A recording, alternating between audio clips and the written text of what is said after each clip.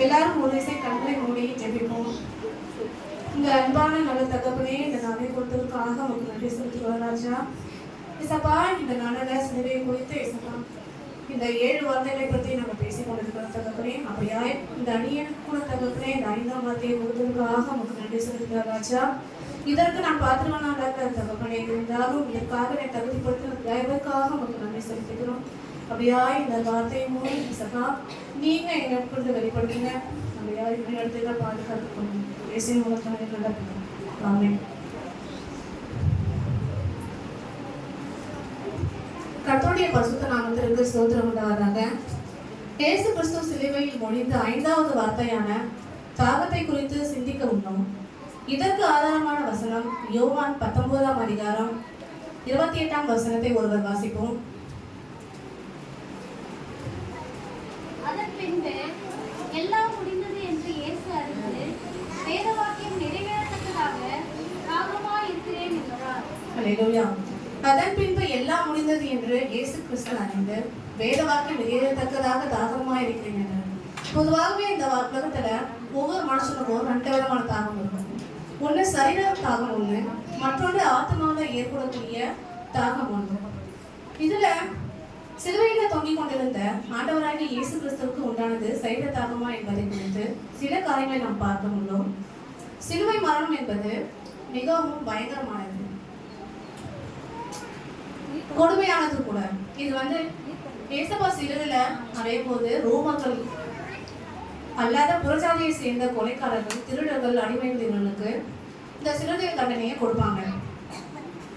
சிலுவையிலே அடைவதற்கு முன்பாக அவர்கள் பலனை எல்லாம் எடுத்து ஆணைகள் நிறைந்த சபைக்கினாலும் அடித்து ஈட்டியால் குத்தியும் முள்மூடியை சூடியும் அவர்கள் உடலில் உள்ள இரத்தத்தை எல்லாம் வெளியேற்றி விடுவார்கள்.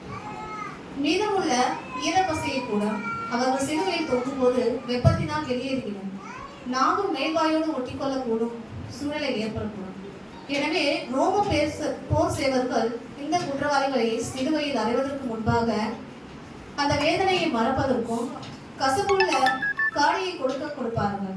இயேசுவுக்கு கொடுத்தார்கள், ஆனால் அவர் வாங்கிக் கொள்ளவில்லை. அதற்கு ஆதாரமான வசனம் மத்தேயு 27ஆம் அதிகாரம் 34ஆம் வசனத்தை ஒருவர் வாசிப்போம்.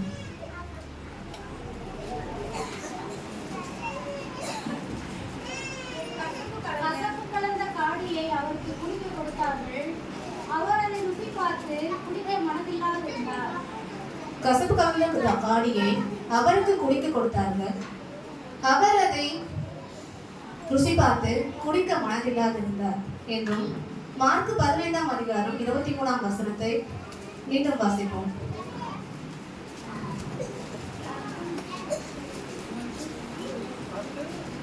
கபாலஸ்தலம் என்று அர்த்தம் கொள்ளும் கொல்கதா என்னும் இடத்துக்கு அவரை கொண்டு போய் மார்க்கு 15ஆம் அதிகாரம் 23ஆம் வசனம்.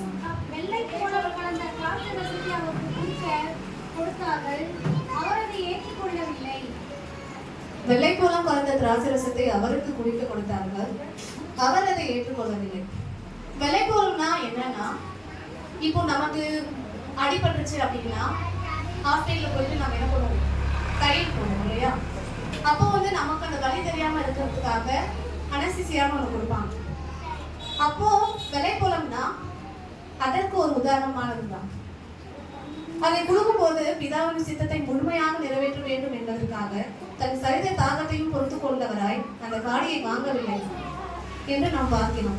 வேதாகமத்தில் நாம் பார்க்கும்போது பிதாவாகிய தேவன் தம்மை நோக்கி கூப்பிட்ட ஒவ்வொருடைய தாகத்தையும் தீர்த்ததையும் நாம் பார்க்கிறோம். ஆனால் மறுபுறத்தின் பாவத்தை சுமப்பதற்காக அனுப்பப்பட்ட குமாரனுடைய தாகத்தை அவர் அவமதித்தார் என்பதை நாம் பார்க்கிறோம். முதல்ல நம்ம வேதத்துல பார்க்கணும்னா ஃபர்ஸ்ட் ஆகாரை பார்க்கணும். ஆகார் என்ற பெண் தனக்கும் தன் பிள்ளைகளுக்கும் தண்ணீர் இல்லாமல் வனாந்தரத்தில் தேவனை நோக்கி கூப்பிட்ட போது அவள் கண்களை திறந்து துறவை காணும்படி செய்தார். ஃபர்ஸ்ட் ஆகாரை பார்த்தோம்னா அவ வனாந்தரத்துல இருக்கும்போது அவளோட பிள்ளையோ அவளோ தண்ணீர் தாகத்துல என்ன பண்ணாங்கன்னா தேவனை நோக்கி கூப்பிட்டாங்க. அப்போ அவர் துறவை அந்த வனாந்தரத்துல சுத்தமா சொல்ல போனா தண்ணியே இருக்காது. அந்த டைம்ல ஏசப்பா என்ன பண்ணாருன்னா அங்க துறவை காணும்படி அவங்களுக்கு செய்தார். 2வது யாரை பார்க்கணும்னா சிம்சோனை பத்தி. சிம்சோன் என்ற நியாயாதிபதி எதிரிகளான பெலிஸ்திய மிகுந்த சோர்வடைந்த போது கர்த்தரை நோக்கி கூப்பிட்டாங்க. சிம்சோன் வந்து போருக்கு போறான். அப்ப எதிரியான பெலிஸ்தியர், எதிரியா இருக்கவங்க 1000 பேரை என்ன பண்றான்னா கொன்று அதுல வந்து ரொம்ப சோர்வா இருந்தான். அப்போ வந்து கர்த்தரை நோக்கி அவனை என்ன பண்றான்னா கர்த்தரை நோக்கி கூப்பிடுறான். அப்ப அவர் என்ன பண்றாரு, நோக்கி கூப்பிடும்போது அவனுக்கு பதில் கொடுத்து அப்போது லேகியின் பள்ளத்தாக்கை திறந்து அவனுக்கு தண்ணீர் கொடுத்தார்.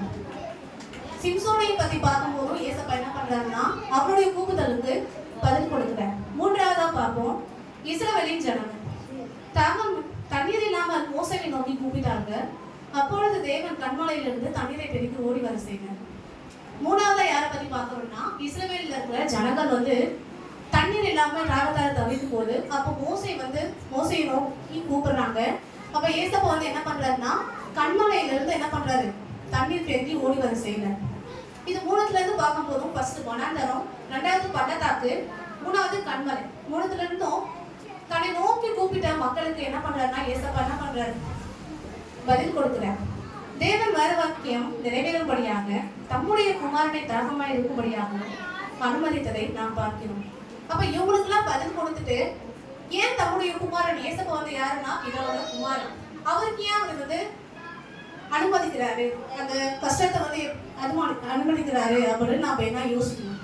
அடுத்து ஆத்மதாகம், அதற்கு ஆதாரமான வசனம் யோவான் 4ஆம் அதிகாரம் 14ஆம் வசனம்.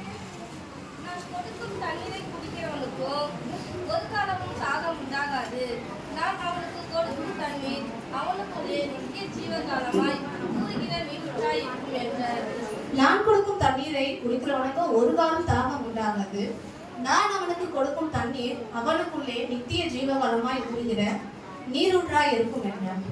இயேசு கிறிஸ்துவின் ஆத்ம தாகத்தை நாம் புரிந்து கொள்ள வேண்டும் என்றால் 2 காரியங்களை அறிந்து கொள்ள வேண்டும். முதலாவது, பாவத்தில் ஒரு மனிதனும் மரிக்க கூடாது. ஏனென்றால் ரோமர் 6ஆம் அதிகாரம் 23 இப்படி சொல்கிறது, பாவத்தின் சம்பளம் மரணம். இந்த மரணம் சரீர மரணம் மட்டுமல்ல, இது ஆத்ம மரணமும் கூட. இந்த மரணத்தை சந்திப்பவர் ஒருவரும் நித்திய ஜீவனை பெற்றுக்கொள்ள முடியாது. இரண்டாவது, இயேசு கிறிஸ்துவின் தாகம். தான் சிந்தின அந்த ரத்தத்தால் ஒவ்வொருவரும் பாவ மன்னிப்பை பெற்று நீதிமான்கள் ஆக்கப்பட வேண்டும். இந்த 2 தாகத்தையும் தீர்க்க நாம் என்ன செய்கிறோம் என்பதை சிந்திக்க வேண்டும். முதலாவது, பாவத்திலிருந்து பிழைத்து நித்திய ஜீவனை சுதந்திரித்துக் கொள்ள வேண்டும். இதனை அறியாமல் அழிந்து போக்கிக் கொண்டிருக்கிற ஆத்மாக்களை வழிநடத்த வேண்டும். இந்த ஆத்மா தாகத்தை நாம் இன்று தீர்ப்போமா? எல்லாரும் தலைகளை குனிந்து ஜெபிப்போம். இயேசுவே, ஸ்தோத்திரிக்கிற தகப்பனே, இந்த 5வது வார்த்தையை இசப்பா பேசின கிருபைக்காக உங்களை செலுத்துகிற தகப்பனே, அப்படியா இந்த வார்த்தை வீணிலே போகாதபடிக்கு தகப்பனே ஒவ்வொரு ஆத்மாக்களிலும் தகப்பனே ஸ்தோத்திர தகப்பனே, ஒவ்வொரு ஆத்மாவிலும் தகப்பனே பலன் கொண்டு தகப்பனே அதன்படி நடக்க கர்த்தாவே நீங்க உதவி செய்யுங்க. இந்த நாள் முழுவதும் பாதுகாத்துக் கொள்ளுங்க. இயேசு மூலம் நல்ல பிதாவே. ஆமென்.